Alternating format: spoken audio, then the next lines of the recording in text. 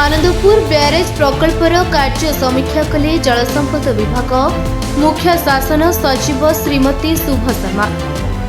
आनंदपुर ओडिशा सरकार जलसंपद विभाग मुख्य शासन सचिव श्रीमती शुभ शर्मा आज आनंदपुर ब्यारेज प्रकल्प परिदर्शन कर निर्माणाधीन कार्य अग्रगति संपर्क में समीक्षा कर परिदर्शन समय सहित सर्वोच्च जंत्री सागर महांती एवं ओसीसीएल परिचालना निर्देशक विघ्नदास पुरोहित उपस्थित थे।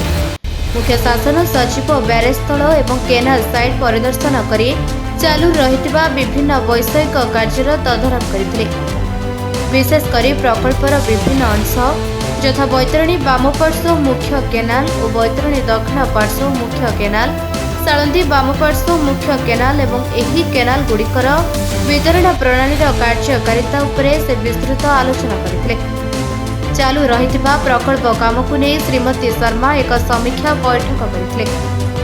सेथिरे कार्यर गुणवत्ता बजाय रखिबा सह निर्धारित समय मध्यरे कार्य शेष करबाकू निर्देश दैछन्ति, जहाद्वारा स्थानीय चाषी माने जलसेचनर सुविधा शीघ्र पाई परिबे।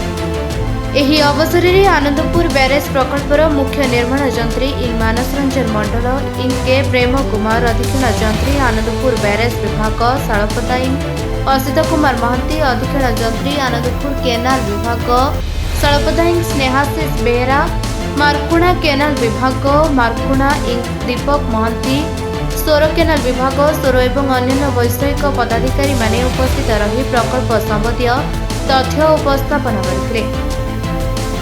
आनंदपुर निर्मल चंद्र राणु का रिपोर्ट निरपेक्ष न्यूज।